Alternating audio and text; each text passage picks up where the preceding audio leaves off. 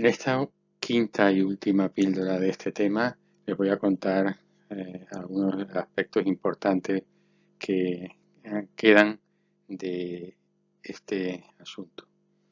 En primer lugar, la bondad del ajuste. La bondad del ajuste es un intento de aproximar la calidad del modelo.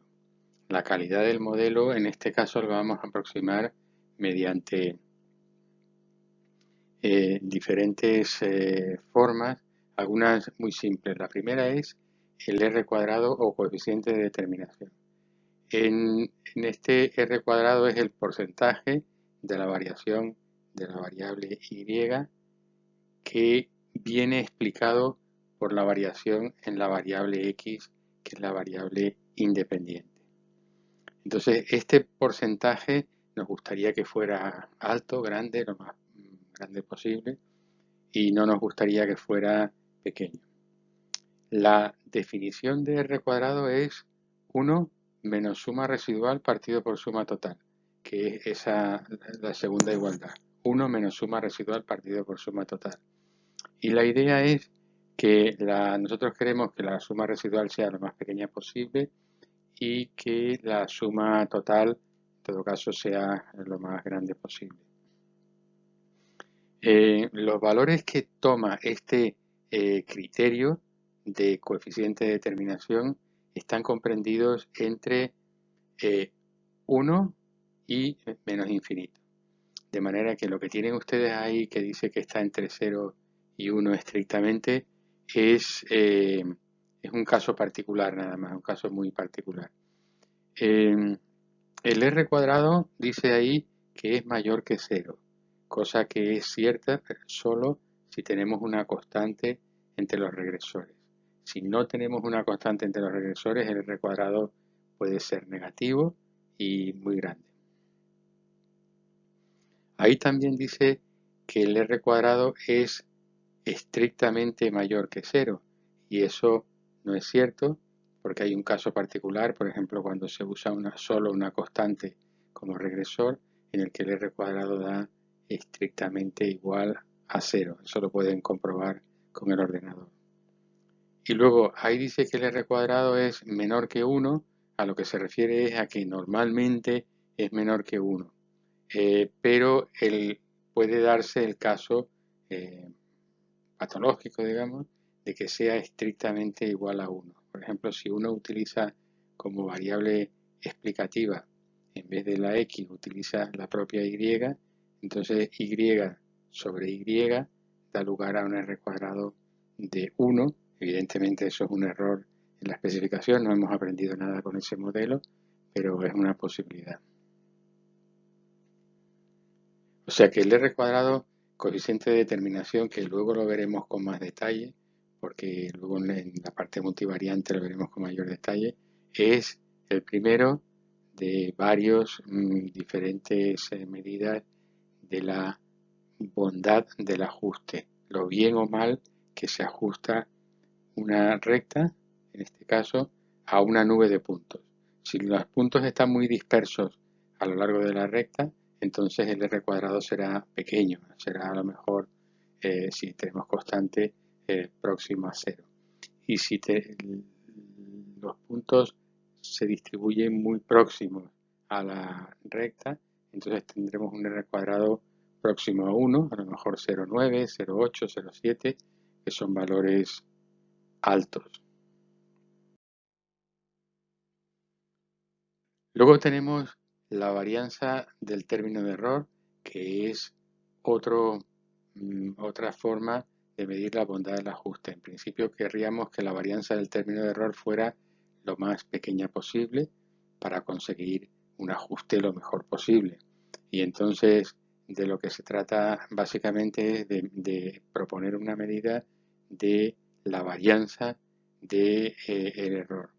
Y si se fijan en el segundo recuadro azul, tienen que sigma estimado cuadrado es igual a sumatorio entre i igual a 1 y n de u estimado cuadrado sub i.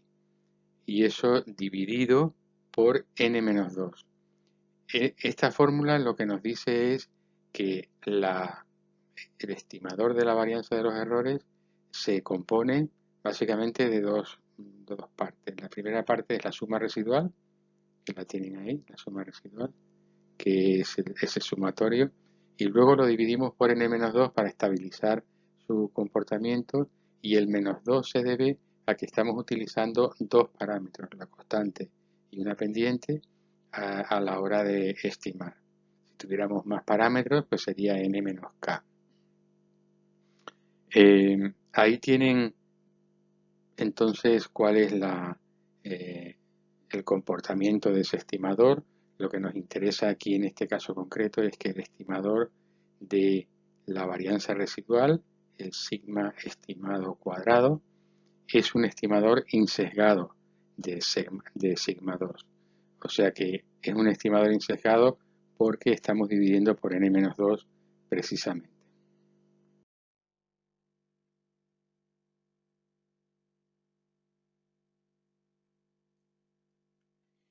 Y lo último que vamos a ver en esta píldora es diferentes formas funcionales de modelos que se sintetizan utilizando o no logaritmos. En este primer modelo, primer ejemplo, tenemos un modelo en el que tenemos niveles a la izquierda y niveles a la derecha. O sea, tenemos los niveles de Y y los niveles de X como variables dependientes y explicativas respectivamente. En este caso, ¿cómo se interpreta el coeficiente? Pues el coeficiente de beta 2 es el aumento que se produce en Y cuando se produce un aumento de una unidad en X. Eso es la interpretación de este coeficiente beta 2. La constante beta 1 siempre tiene la misma interpretación, que es la altura en el origen, la parte de Y que no depende de X sub Y, o sea que esa es la interpretación siempre. Luego, otro modelo diferente que es interesante, que se usa mucho en economía, es el modelo el dobles logaritmos, que ahí pone log-log, dobles logaritmos. Y eso lo que nos está diciendo es que antes de hacer la regresión, nosotros transformamos las variables y utilizamos el logaritmo neperiano en esa transformación. Y es la misma transformación en la parte de la variable dependiente de la variable explicativa. Esa transformación da lugar a que la interpretación del parámetro beta 2 cambie apreciablemente. Y ahora el parámetro beta 2 es la elasticidad de Y con respecto a X. El cambio porcentual que se produce en la variable Y ante un cambio de un 1% en la variable X.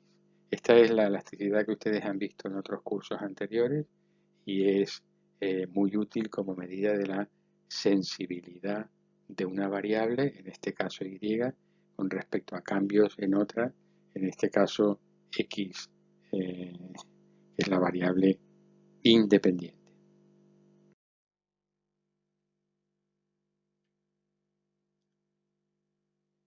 Otros dos últimos modelos que les quería contar es este primero del log nivel.